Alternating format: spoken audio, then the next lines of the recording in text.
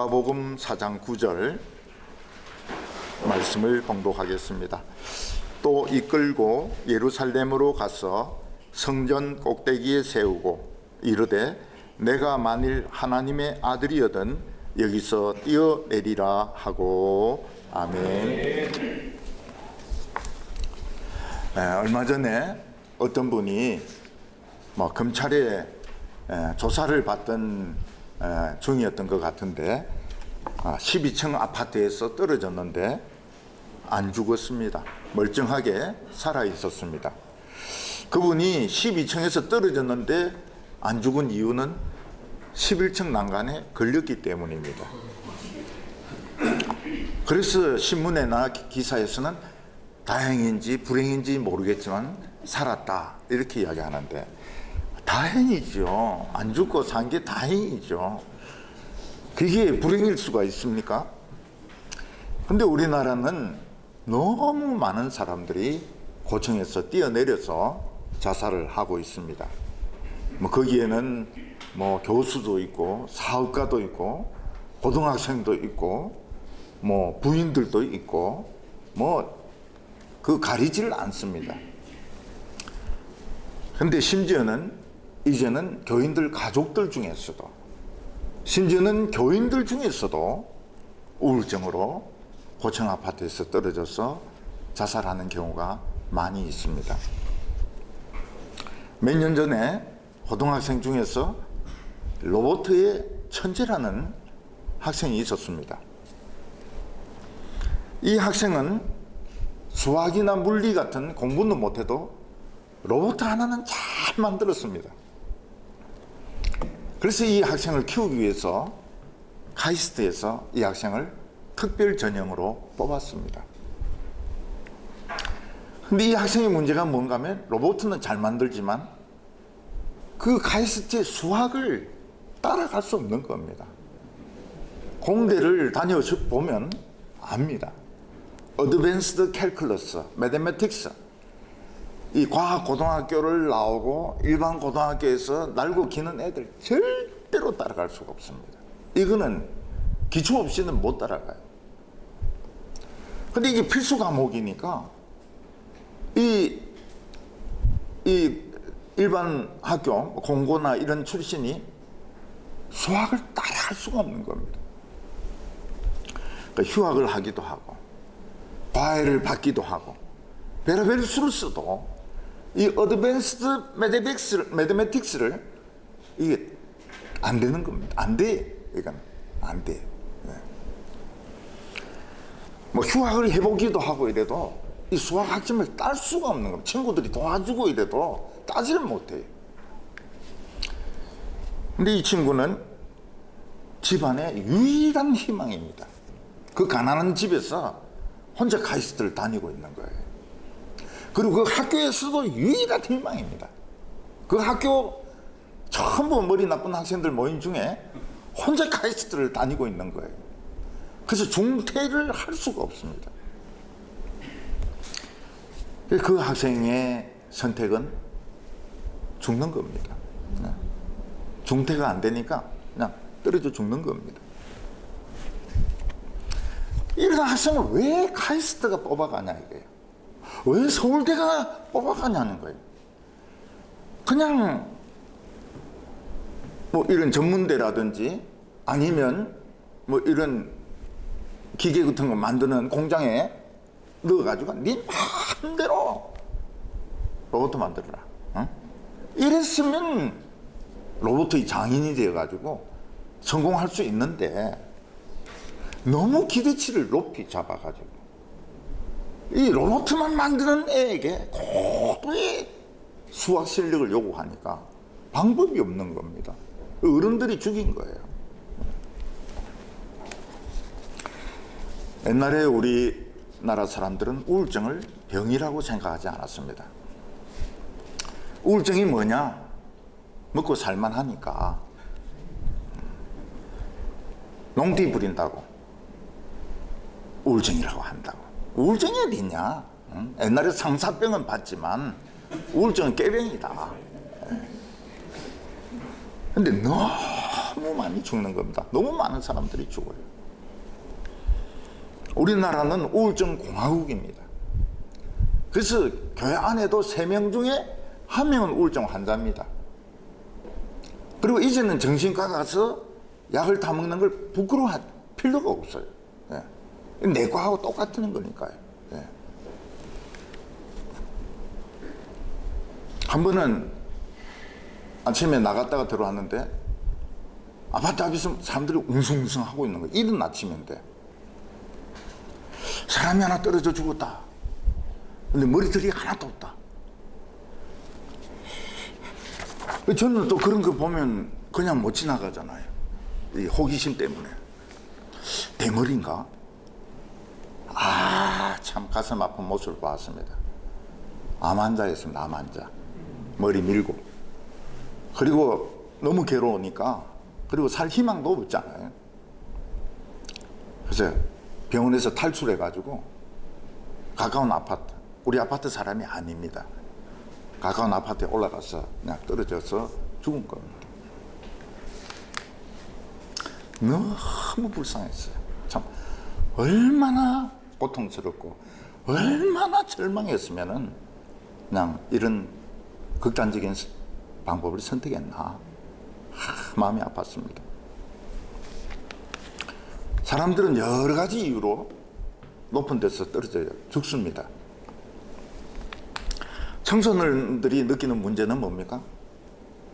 가족이 자기에게 관심을 안 가진다는 거예요. 아버지는 돈 벌고 엄마는 또 친구 만나고 형들은 또 공부하고 자기의 관심을 가져준 사람이 하나도 없다는 거예요. 자기가 학교에서 터지고 돌아오고 선생님들 매 맞고 돌아와도 아무도 관심을 가져주지 않는다고 생각합니다. 그래서 무슨 생각? 내가 떨어져 죽으면 내 시체 보고 막 울 거다. 그때 내가 얼마나 고소하겠나? 내에 대해서 무관심했던 그 벌로 막 통곡할 때, 틀림없이 통곡할 텐데, 내 때린 선생도 막 와서 울고 막 이럴 텐데, 그때 얼마나 고소하겠나? 그런 생각으로 뛰내린 사람이 있어요. 학생들이 관심을 끌려고. 조금 후회라 하더라도. 어떤 사람 짐이 너무 무거워가지고 사업하는데 부채가 너무 많습니다. 또 직장에서는 너무 프레셔가 심합니다. 이거 벗고 싶어요. 견딜 수가 없어요. 점점 고개가 숙여지다가 도저히 이 짐을 감당할 수가 없습니다. 그러면 죽는 게 낫겠다. 그래서 죽음을 선택하는 사람들도 많이 있습니다. 근데 요즘은 이제 병 때문에, 우울증 병 때문에 자살을 합니다. 스트레스를 계속 받으면 이게 병이 됩니다. 자기도 모르는 사이에 분노가 치밀어 올라와요. 어떤 사람은 숨을 못 쉽니다. 사람들 앞에 서기만 하면 숨을 못 쉽니다. 운전을 하려고 핸들 잡아도 숨을 못 쉽니다. 그건 이제 공황장애입니다. 가수들, 뭐 이런 사람들 공황장애입니다. 다 공황장애. 심한 사람은 노래를 못 부릅니다. 노래 부르러 나왔다가 울면서 도망갑니다. 우리나라의 어떤 여학생 바이올리니스트는 겁도 없이 어릴 때 이거 뭐 콩쿠르대에서 1등하고 이랬는데 강박증이 계속 생기지 않습니까? 더 잘해야 된다. 더 잘해야 된다. 독일의 유명한 대학에 유학을 가고,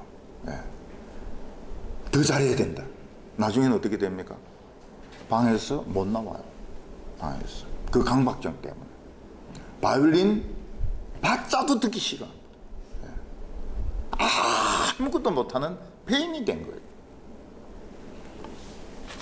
모사님이 기도해주고 또 부모님도 이해해주고 하지 마라 바이올린 때리쳐라. 시간이 좀 지나니까 조금씩 마음이 풀리면서 노인정에 가가지고 노인들 모임에 가서 굉장히 쉬운 거 나비야 나비야 이런 거 하면서 거기서는 경쟁이 필요 없잖아요. 예. 나비가 무슨 경쟁이 필요합니까? 예. 떴다 비행기 그게 무슨 경쟁이 필요합니까? 근데 그러면서 조금씩 회복이 되는 겁니다. 이 병이 무섭습니다.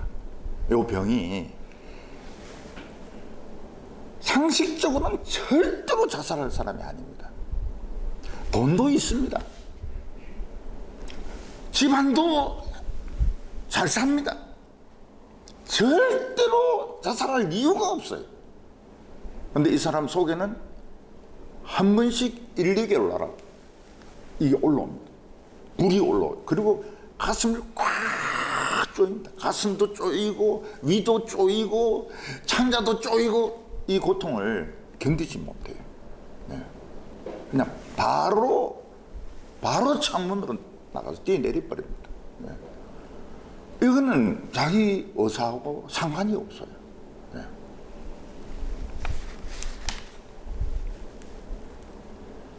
교회는 자살자들을 치료해 줄 수 있어야 됩니다. 우리 교회가 가지고 있는 중요한 목적 중에 하나가 자살자를 살리는 겁니다.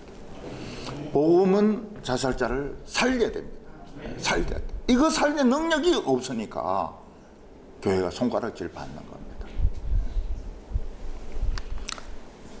마이가 예수님을 시험한 것 중에서 가장 이해하기 어려운 것이 성전 꼭대기에서 뛰어내리라고 한 겁니다.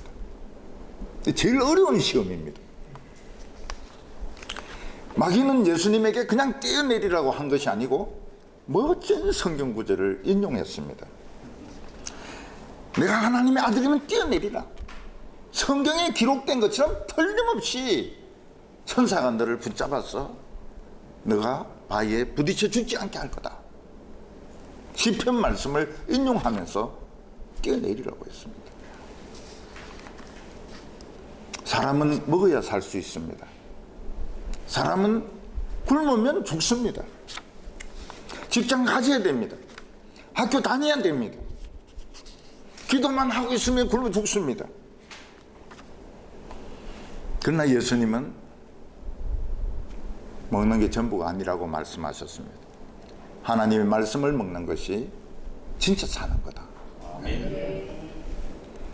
그런데 사람이 먹는 욕구가 해결되면 어떻게 됩니까? 높아지고 싶어 합니다. 성공하고 싶어지고 최고가 되고 싶어 합니다.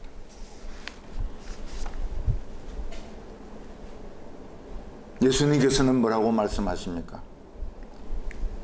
높아지는 것이 인생의 성공이 아니라 인생의 최고의 성공은 하나님께 예배드리는 것이에요. 예배드리는 이 순간 우리는 지금 승리하고 있는 겁니다. 모든 인류 역사 마친 후에 우리는 주님을 눈으로 보리라. 욥도 뭐라고 말해? 내 육체 썩은 뒤에 내 주를 보리라. 이게 우리의 최고의 승리 순간입니다.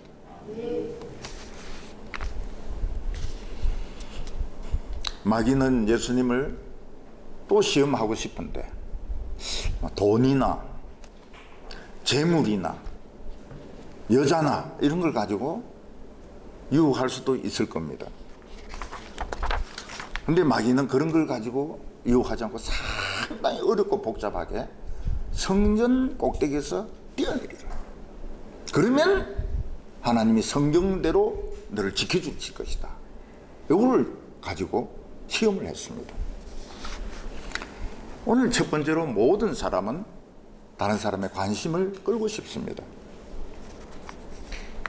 사람들은 관심을 받고 싶은데 아무도 자기 자신을 눈여겨보지 않을 때 직장에서 제일 괴로운 것이 뭔가 하면 투명인간으로 대하는 겁니다. 사람이 있는데 그냥 상대를 안 하는 거예요.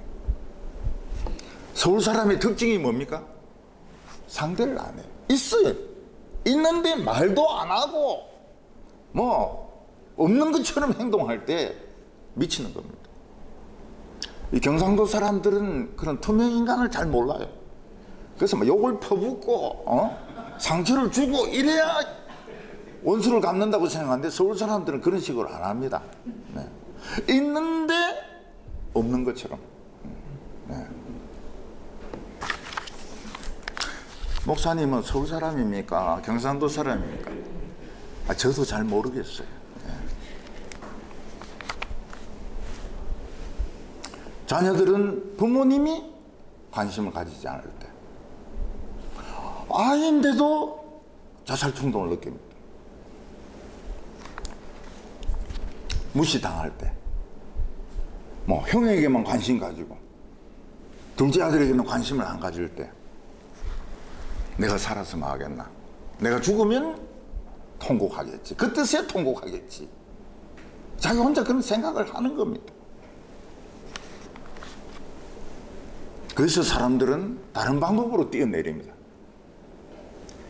낙하산으로 된 옷을 입고 절벽에서 뛰어내립니다. 그 죽으려고 뛰어내립니까? 살려고 뛰어내립니까? 죽으면 죽고 살면 살고. 네. 스키나 오토바이나 산악 자전거 타는 거 보면은 진짜 날아다닙니다. 근데 살려고 그렇게 합니까? 죽으려고 그럽니까? 죽으려고 그런 것 같아요. 한번 처박히면. 그러니까 이 스키, 산악 자전거, 오토바이 꼭 정형외과에 가가지고요. 예. 기부스 안 하는 사람이 없어요. 예. 어떤 화면을 보니까 에베레스트 한 그 눈 있잖아. 거기를 스키 타고 내려와요. 근데 절벽에 잘못 걸려가지고 막 패대기를 치는데 죽었지 싶어요. 예, 죽었지 싶어요. 건지기도 쉽지 않더라고요. 그게. 사람은 하늘을 날 때 중력의 법칙을 벗어나지 않습니까? 자기가 신인 것 같은 생각이 잠깐 듭니다. 처박히기 전까지는. 자살하는 사람도 높은 빌딩이나 높은 절벽에서 뛰어내리는 그 순간에는 희열이 있습니다. 근데 잠시 후에 머리가 빠개지면서 그냥 눈이 까매져 버리죠.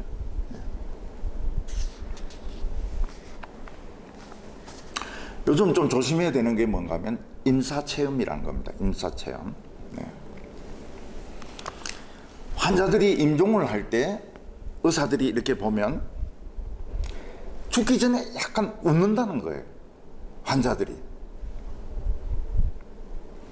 그것은 영혼이 육체를 빠져나갈 때 빛을 보기도 하고 좀 희열을 느끼기도 하고 통증이 없대요.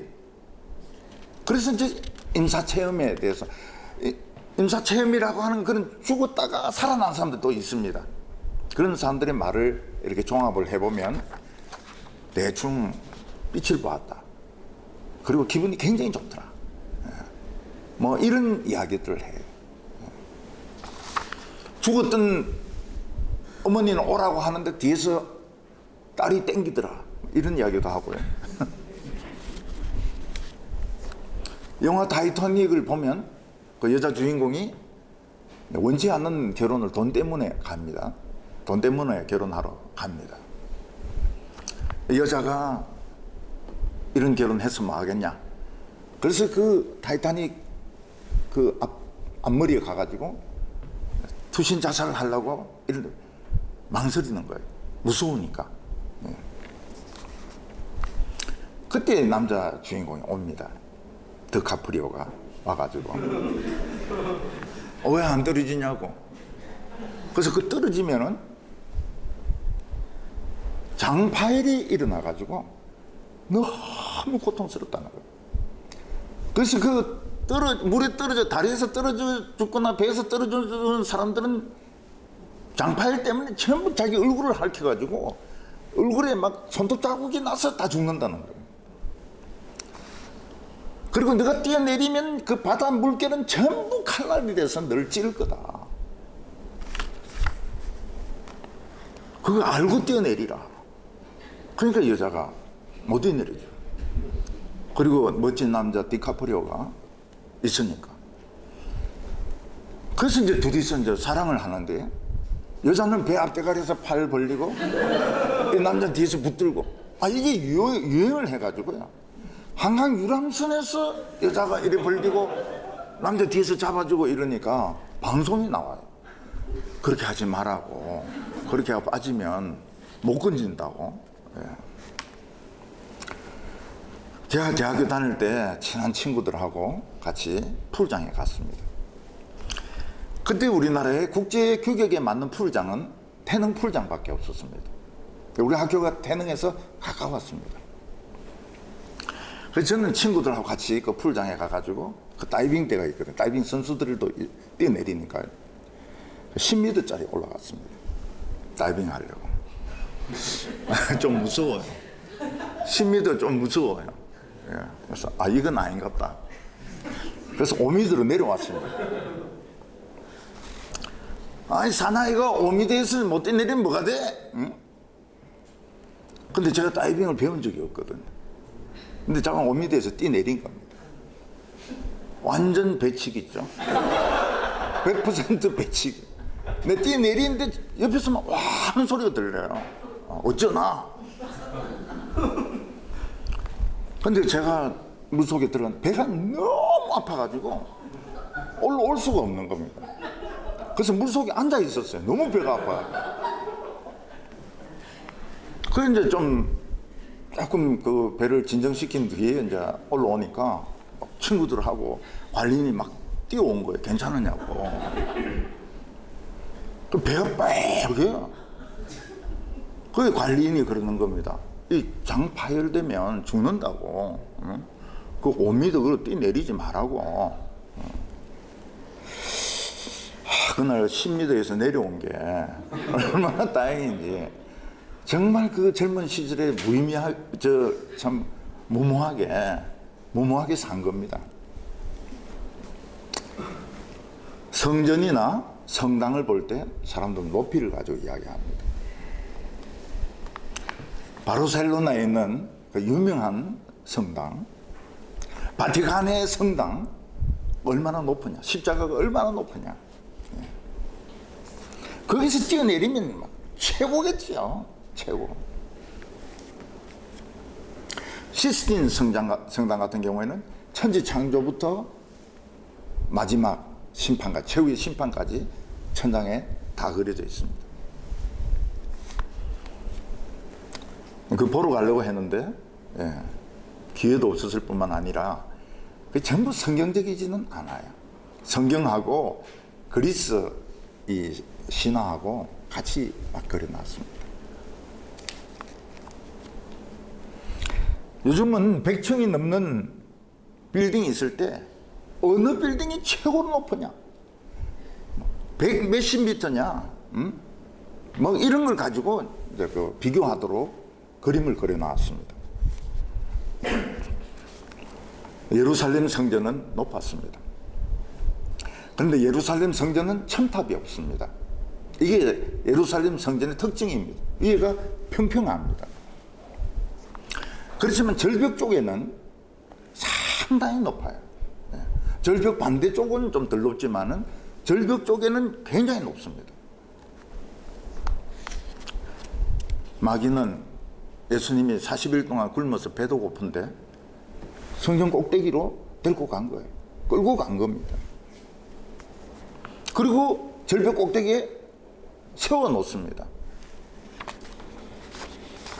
예수님은 40일 굶었기 때문에 그 서 있기만 해도 후들후들 하면서 바람만 불어도 떨어질 것 같습니다. 마귀는 예수님에게 뭐라고 말함? 뛰어내리라. 지금 뛰어내리고 싶지? 뛰어내리라. 하나님의 아들이면 뛰어내리라. 왜냐하면 천사들이 너의 발을 잡아가지고 죽지 않도록, 사뿐하게 않도록 해줄 테니까. 누가복음 4장 10절과 11절 보면 기록되었으되 하나님이 너를 위하여 그 사자들을 명하사 너를 지키게 하시리라 하였고 또 그들이 손으로 너를 받들어 내 발이 돌에 부딪히지 않게 하시리라 하였느니라. 시편 91편 말씀의 인용입니다. 시편 91편은 출애굽을 해서 광야를 헤매고 있는 이스라엘 백성들에게 하신 말씀입니다. 이스라엘 백성들이 광야를 헤맬 때에 더위도 정말 엄청났고 방울뱀과 정갈이 우글우글했고 절벽이 많았습니다. 유대 광야를 가보면 평지가 아니에요.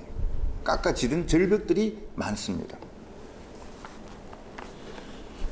그런데 이스라엘 백성들은 이상하게 더위에 먹어서 죽는 사람도 없었고 방울뱀에 물려서 죽는 사람도 없었고 절벽에 떨어져서 죽는 사람도 없었습니다.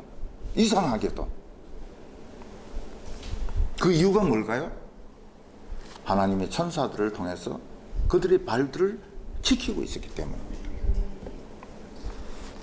오늘도 우리가 교통사고를 당하지 않고 아슬아슬하게 교통사고를 피하고 더위에 질식해서 죽지도 않고 전염병이 퍼져도 그냥 막 병에 걸리기만 하고 죽지는 않고 그게 왜 그런가? 천사들을 보내서 지키고 계시기 때문입니다. 어떤 때는 상한 음식을 먹었는데 그냥 배만 꼬르륵 하고 설사 한두 번 하고 그냥 끝나는 사람도 많습니다. 예. 거의 죽다 살아난 사람이 있는가 하면 젊은 사람들은 그냥 꼬르륵으로 끝나요.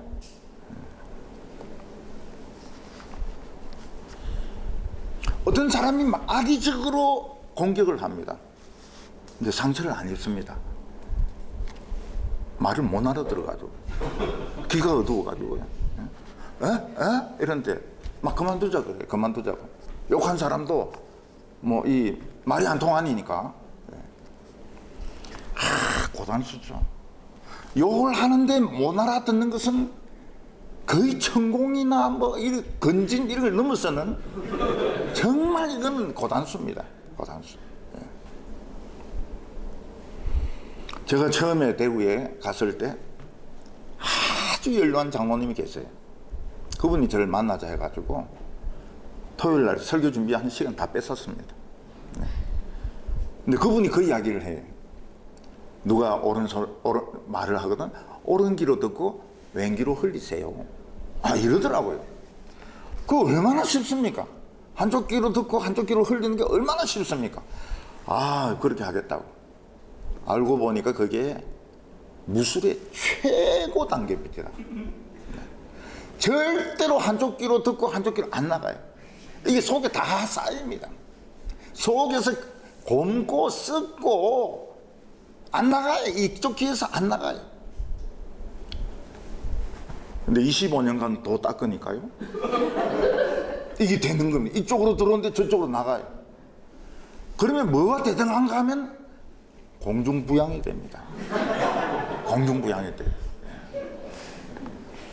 제가 안 보여드려서 그렇지 공중부양이 될 것 같아요. 일로 들어가 일로 나가니까. 저는 말귀를 못 알아듣습니다. 욕을 해도 못 알아들어요. 그러니까 이게 못 알아들어서 못 알아듣는 게 아닙니다. 거의 최고의 단계에 올라가야 천공을 넘어서고 건진법사를 넘어서야 이 단계까지 가는 겁니다. 욕을 해도 못 알아들어요. 마귀는 성전 꼭대기에 예수님을 올려놓고 성전의 그 웅장함을 보게 했습니다. 대구 있을 때 우리 교회 종탑이 얼마나 높았는가 하면 11층이었습니다. 11층. 거기까지 올라가 보는 교회는 아마 없을 겁니다. 왜냐하면 밑에 문을 잠가 놓기 때문에. 근데 제가 25년 목회하면서 딱 한 번 올라갔습니다. 부목사들 데리고 딱 올라갔습니다. 그거 올라가니까 다 보여요. 대구시가 다 보이고요. 막 바람도 막 불고 이러는데 거기는 뭐 칸막이 이런 것도 없고 그냥 이 기둥만 있거든요. 근데 우리 교회보다 더 높은 종탑이 있습니다. 대구 무슨 교회라고? 종탑이 굉장히 높아요. 근데 위에 그 십자가를 허락을 안 해주는 겁니다. 시에서. 왜냐하면 그 밑에 계산 성당이 있습니다. 오래된 성당이죠. 그 성당에서 이거 왜 우리보다 십자가 더 높냐? 그 허락을 안 해가지고 수년 동안 십자가 없는 종탑이었습니다. 나중에 결국 허가가 나가지고 종탑을 올렸습니다. 십자가를 올렸습니다. 사람들은 성당이나 예배당을 볼 때 종탑이 얼마나 높은가, 건물이 얼마나 웅장한가, 거기에 있는 대리석이 어디서 사가지고 온 대리석인가, 예배당은 얼마나 많은 사람이 앉을 수 있는가, 시설이 얼마나 좋은가, 그걸 가지고 칭찬을 합니다. 아니올시다입니다. 절대로 아니올시다. 성전이나 예배당을 평가하는 것은 뭡니까? 얼마나 그들이 하나님의 말씀에 자기 자신을 처복종시켜서 예배드리느냐. 하나님은 신령과 진정으로 예배드리는 자를 찾느냐. 하나님은 영이시니 신령과 진정으로 예배드리는 사람들이 있는 거기가 성전이지, 종탑이 11층 뭐 100m 올라가고 내부가 웅장하고 그거는 아닙니다. 이걸 굉장히 조심해야 됩니다. 네, 굉장히 조심해야 돼요. 예루살렘 성전은 웅장했습니다. 예배 드리는데 소와 짐승들을 한없이 잡았습니다. 말씀 없습니다. 말씀 하나도 없어요. 성전이 아닙니다. 예수님은 이것은 성전이 아니라고 하셨어요.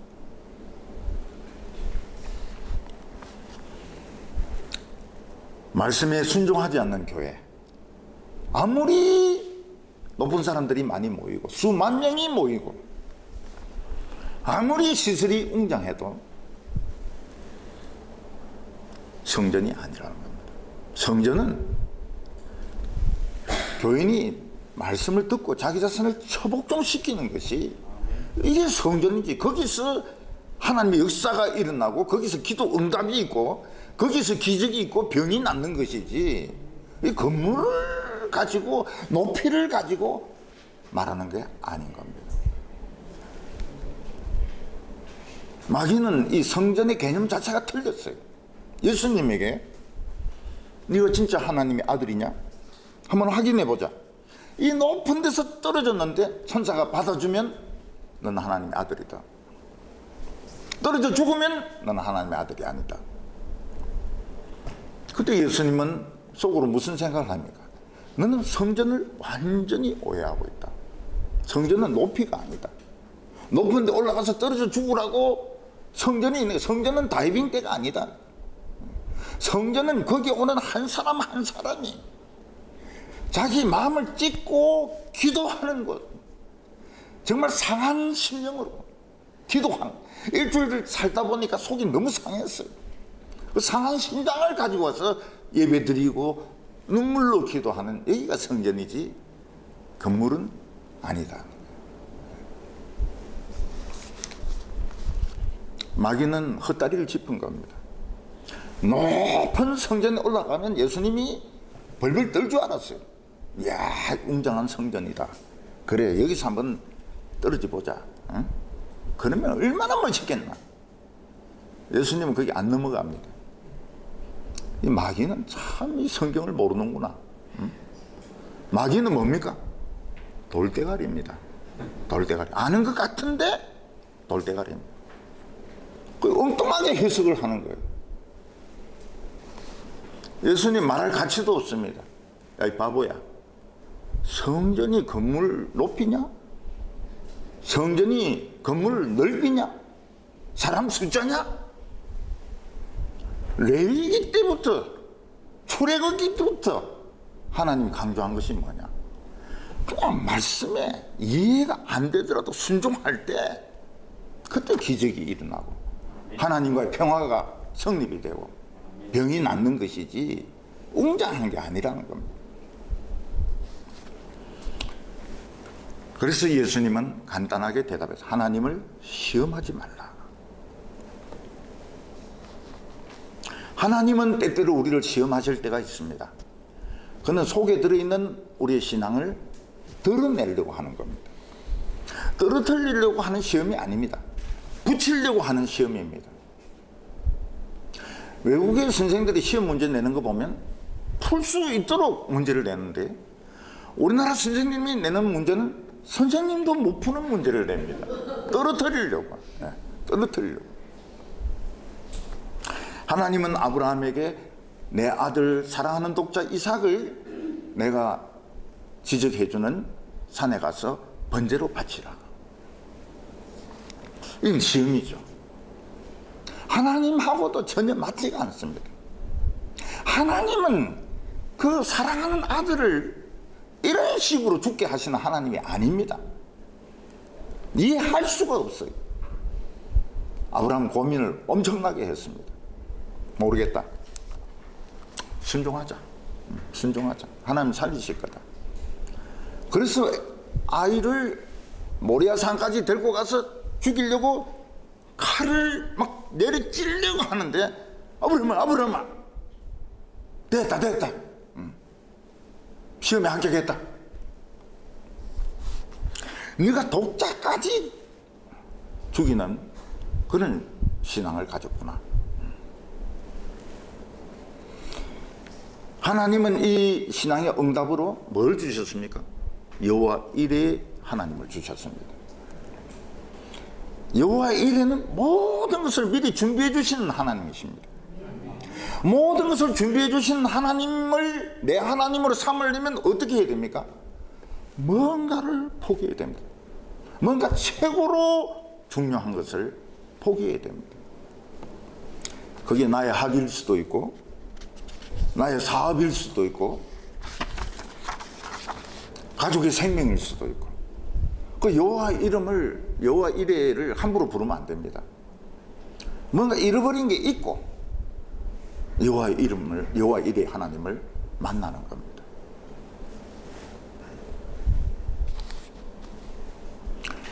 예수 잘 믿는 성도들에게 병이 찾아옵니다. 가난이 찾아옵니다. 자녀들에게 어려움이 찾아옵니다. 좋은 겁니까? 나쁜 겁니까?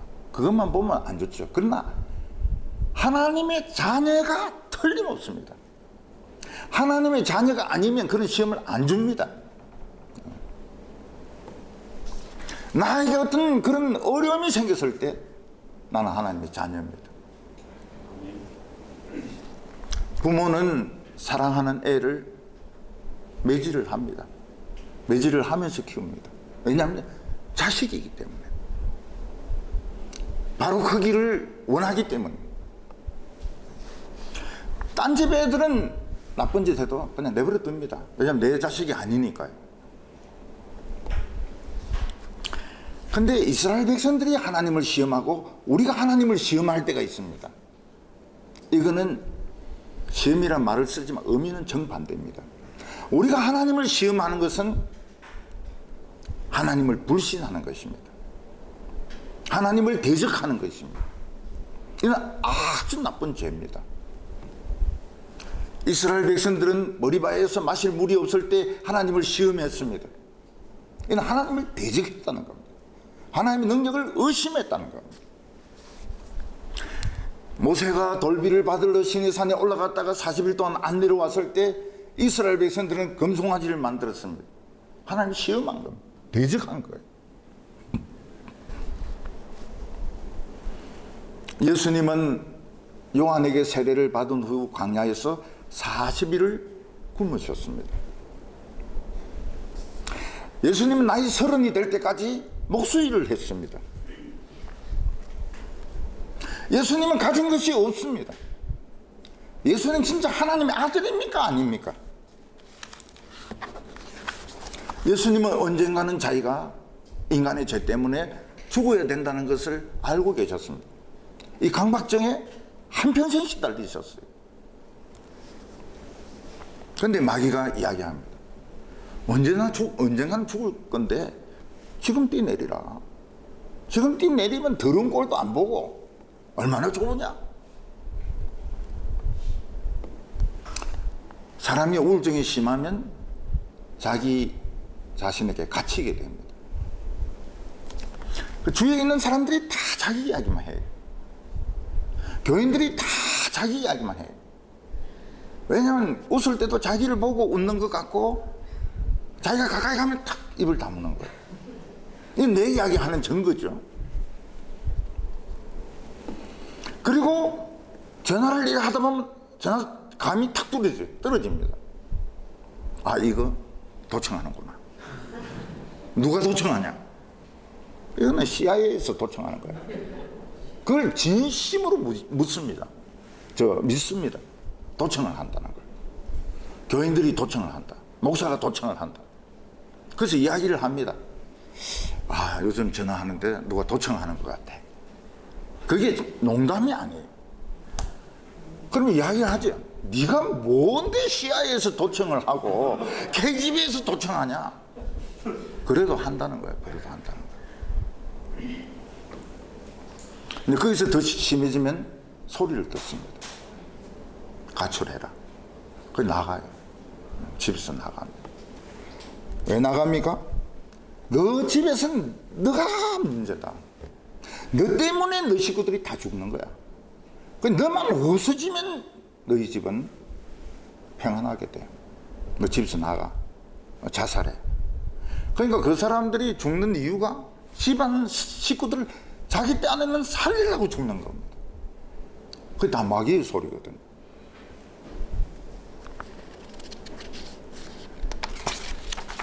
마귀는 예수님께 성전 꼭대기에서 뛰어내리라.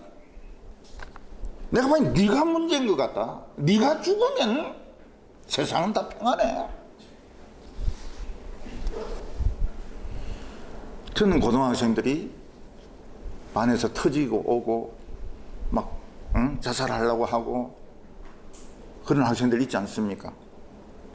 중학생들도 왕따를 당하고 왜 예수를 믿도록 하지 않나요? 왜 예수를 믿지도 않아요? 예수만 믿으면 천사들이 딱 지켜줍니다. 폭력배들이 건드리지 못해요. 이스라엘 백성들은 광야를 떠돌아다니는데 절벽에 떨어지는 사람은 없어요. 늙어서 죽었지, 불순종해서 불뱀에 물려서 죽었지, 전염병으로 죽지도 않았어요. 왜냐하면 항상 하나님의 천사들이 한 명 한 명을 지켜주시기 때문입니다. 제가 어렸을 때 서울에 올라갔을 때 그때 서울은 뒷골목이 다 깡패들입니다. 학교에도 다 깡패들이 있어요. 그 깡패들이 저를 노리죠.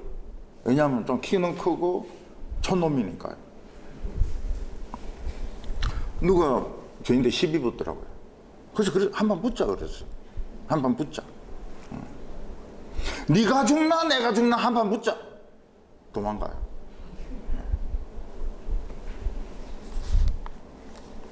제가 목회를 오래 하다 보면 교인들이나 청년들이 발작을 합니다. 근데 교회 와서 발작한 애들은 전부 다 살았습니다. 100% 다 살았습니다. 여자들도 다 살았습니다. 교인들은 놀랬지만, 교회는 그런 때 아닙니까? 원래 와서 발작도 하고 소리도 지르고 이런 데가 교회거든요. 그래서 난 교회 오라 그래. 근데 집에 있었던 애들은 다 죽었습니다. 뛰어내려가지고. 청년들, 부인들, 창피해가 집에 있었던 사람들은 죽었어요. 교회 와서 막 소리 지르고 막 목사님 옷 잡아 당기고 다 살았어요. 다 살았어요.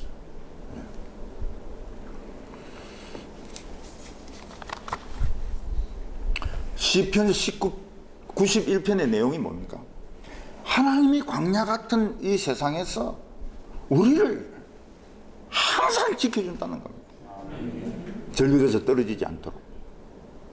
높은 성전이라 했지만 절벽에서 떨어지지 않도록, 교통사고로 죽지 않도록, 그리고 어떤 코로나로 죽지 않도록 하나님은 자기와 이스라엘 백성들과의 관계를 어미닭과 병아리로 비유하셨습니다. 솔개가 병아리를 잡아먹으려고, 또 강아지나 고양이들이 병아리 잡아먹으려고 막 돌아다닙니다. 엄마가 부릅니다. 위험하다고. 위험하다고. 컴백, 컴백. 그럼 병아리들이 다 들어와가 숨습니다. 이런 어미닭하고 독사하고 누가 이기겠습니까? 닭이 이깁니다. 닭이. 닭이 그냥 눈을 파먹고 그냥 물어뜯고 이러는데 독사가 못 이겨요. 고양이나 강아지가 병아리 건드리려 했다가는 그 죽습니다. 또 잠시 후에 수탉까지 옵니다. 수탉까지 와가지고 막 죽여놓습니다. 이것들을. 병아리 건드리려고 하면 죽여놓습니다. 학 같은 거 보니까요, 이 부리가 길지 않습니까? 독사를 탁 찍으니까 관통을 해버려요. 이 머리를 딱 뚫어버려요. 야, 이 새들이 모성애라는 게 무섭더라고요. 네. 시편 91편을 보면 우리가 얼마나 악한 세상에 살고 있습니까? 뭐 자동차도 막 함부로 몰고 다니고 있고, 마약 중독자가 막 칼 가지고 휘두르기도 하고. 근데 하나님은 밤에도 지켜주시고 낮에도 지켜주시고 건드리지 못하도록. 왜 자살하는 청소년들에게 예수 믿게 안 하나, 이게 예수 믿게 안 하냐고. 내 왼쪽에 1000명이 쳐들어오고 오른쪽에 10,000명이 쳐들어와도 내가 다 지켜줄 거라고. 이런 약속이거든요. 91편이 지켜준다는 약속이거든요. 천사들을 명하여 그 모든 길에서 너를 지켜주실 것이라. 광야에 절벽이 많았습니다. 저는 그 유대 광야에서 그 여행하는 사람들의 그 써놓은 글을 보고 알았습니다. 진짜 수직으로 돼 있는데 물도 없고요. 그리고 그 썩은 물 있지 않습니까? 그게 그렇게 달대요. 물이 없으니까. 그걸 기어가지고 올라가는데 떨어지면 죽는 거예요. 근데 이스라엘 백성들이 밤에 같이 이동하는데 선두가 잘못하면 무더기로 떨어져 죽거든요. 없어요. 무더기로 떨어져 죽은 사람. 에돔 이쪽에 다 절벽 아닙니까? 없어요. 천사가 길을 지켜주기 때문에, 우리의 걸음을 지켜주기 때문에. 마귀가 성경을 인용할 가치가 있습니까? 없습니다. 성경을 안다고 해서, 헬라어 히브리어를 안다고 해서 성경을 이야기할 수 있습니까? 없습니다. 이 성경은 우리만 설교할 수 있습니다. 우리만 이야기할 자격이 있어요. 하나님이 우리에게 보낸 편지입니다. 성경학자들이 성경 본문을 막 쪼개가지고 누더기로 만들었습니다. 어떤 성경학자는 신약 성경에 나타나는 기적들, 청년들 안 믿는다. 기적들 다 뺐습니다. 성경을 누더기로 만들고 성경을 그냥 휴지 조각으로 만들었습니다. 그걸 누가 그런 권한을 줬습니까? 그럴 권한이 없습니다. 우리나라의 어떤 그 이교도가 그 논어를 해석하다가 요한복음까지 해석했습니다. 제가 그걸 읽어봤어요. 책이 아니에요. 책이 아니에요. 그거는 완전히 책 자격이 없는 겁니다. 팜플렛의 자격도 없어요. 왜 그런 짓을 하죠? 자격이 없는데. 요즘 도마복음이 발견됐다 해서 막 도마복음 막 강의하고 이러는데 그럴 자격이 없습니다. 이 성경이 말씀하고 있는 것은 하나님의 백성들이 밤에 절벽인지 모르고 간다는 겁니다. 위험이 있는 줄도 모르고 간다는 겁니다. 근데 천사가 붙들어서 그런데 가지 않도록, 떨어지지 않도록, 한 발 한 발 조심해서 움직이도록 지켜준다는 겁니다. 지금도. 시편 91편 14절을 보면 하나님이 이르시되 그가 나를 사랑한 적 내가 그를 건지리라. 그가 내 이름을 안 적 내가 그를 높이리라. 우리는 광야 같은 세상을 살아가고 있습니다. 그냥 툭 하면 교통사고예요. 독사가 있습니다. 사자가 있습니다. 절벽이 있습니다. 내가 너를 사랑한 즉 너를 지키겠다. 이제 불안해하지 마라. 불안해하지 마라. 우울증에 빠지지 말고 강박증에 빠지지 말고 이 세상 너 혼자 산다고 생각하지 마라. 내가 지켜준다고. 제가 대구에 내려오기 전에 서울에서 목회할 때 휴가란 게 없었습니다. 한 번 교회 사임하기 전에 한 일주일 정도 휴가를 내가지고 경북 안동으로 내려왔습니다. 목표는 영덕입니다. 대게 맛을 아느냐? 그거 먹으려고. 그 차 4대가 이제 쭉 이렇게 가는데 이 국도는 앞에 차가 천천히 가면 이제 뒤에 딱 붙어갑니다. 붙어가. 왜냐하면 이제 그 넘어서려고. 근데 맨 앞에 차에 꽁이 탁 부딪혔어요. 그래서 꽁이 죽었습니다. 그러니까 탁 서니까 자동적으로 연쇄 추돌을 해가지고 제까지 부딪힌 거예요. 근데 거부가 있어가지고 이 뒤에서 안 보이는 겁니다. 앞에 차들이 연쇄 추돌해서 서 있는 게 안 보이는 거예요. 그때 트럭 하나가 전속력으로 달려오다가 앞에 차들이 전부 서 있는 겁니다. 이 브레이크를 잡을 시간이 없는 거예요. 그러니까 그 차가 막 그 길 옆으로 막 달려가더니 언덕에서 뒹굴어 가지고 딱 섰어요. 왜냐면 그 구간이 길이 있습니다. 밑에 길이 하나 있는데 언덕에서 굴러가지고 딱 섰어요. 그리고 그 운전사들이 창문으로 막 기어 나오면서 어떤 새끼가 말이야 욕을 막. 근데 욕 듣고 기뻤던 때가 그때였습니다. 하나도 안 죽었구나.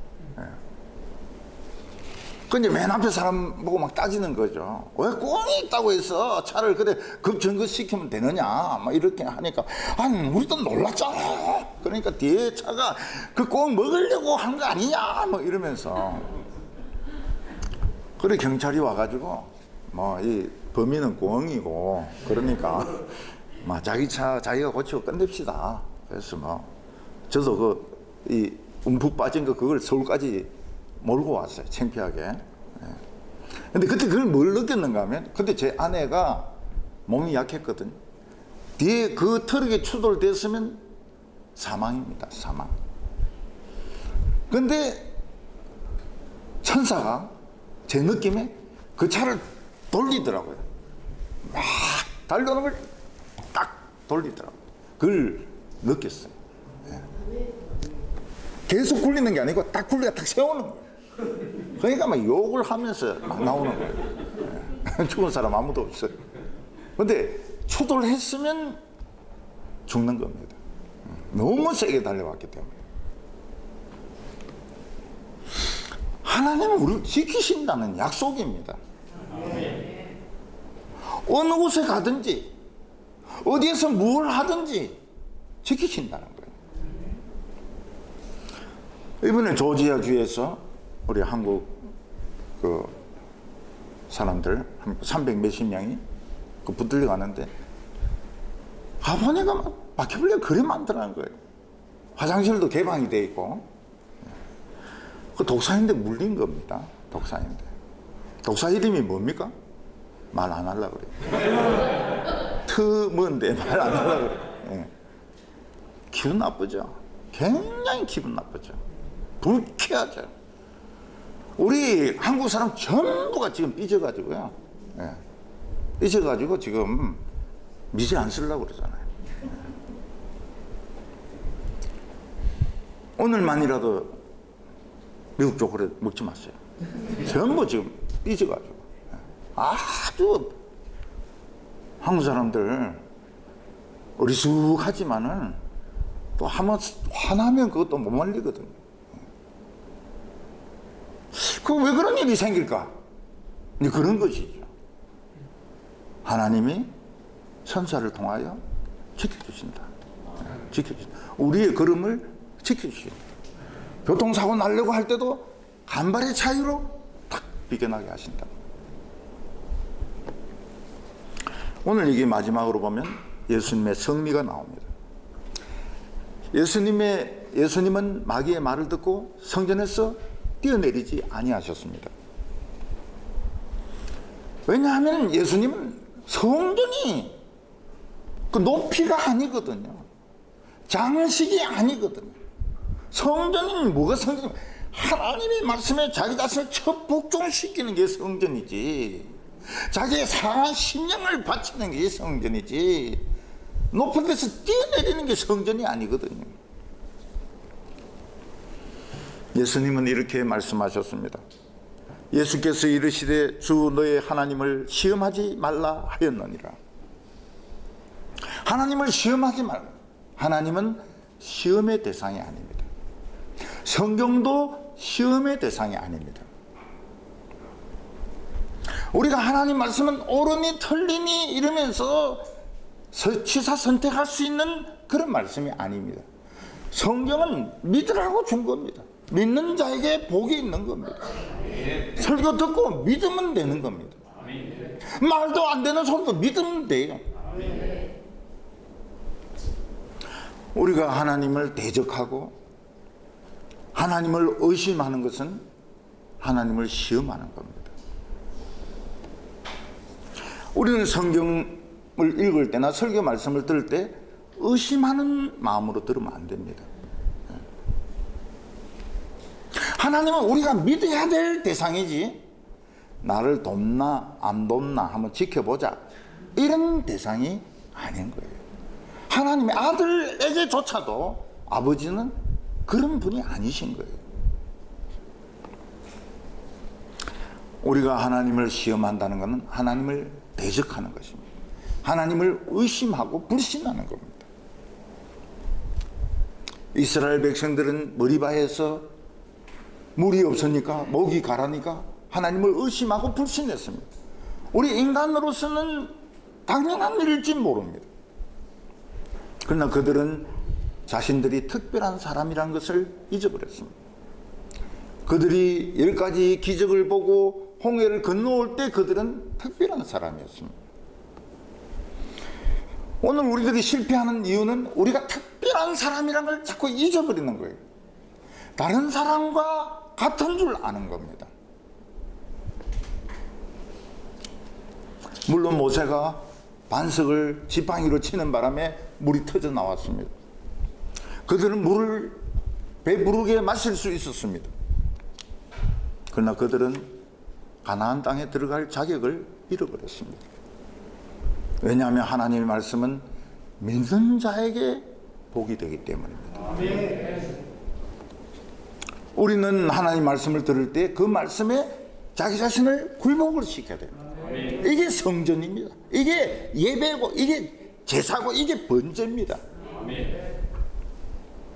자기가 성경을 평가하듯이 다리 꼬고 앉아가지고 오늘 설교는 뭐 괜찮네, 오늘 목사님은 설교 준비를 제대로 안 했어, 이러는 거는 성전이 아닙니다. 하나님을 시험한, 자기 자신을 설득을 시켜야 됩니다. 하나님의 말씀에 순종하기 싫은 자기 자신을 쳐서 복종시키는 것이 예루살렘 성전입니다. 우리가 어떤 형편과 처지에 있든지 하나님을 의심하지 않는 훈련을 시켜야 됩니다. 항상 우리에게는 하나님의 천사가 있습니다. 밤의 절벽이나 사자나 독사들이 물지 못하도록 하나님의 천사가 항상 우리 옆에 있습니다. 천사인데 말 걸면 됩니까? 안 됩니까? 그거는 안 됩니다. 예, 그냥 내버려 둬야지. 천사야 있나? 이렇게 물어보면 그거는 반칙입니다. 예, 그거 믿어야 되네. 그것도. 예, 그것도 믿어야 돼. 하나님의 말씀은 신앙의 대상이지 의심의 대상이 아닙니다.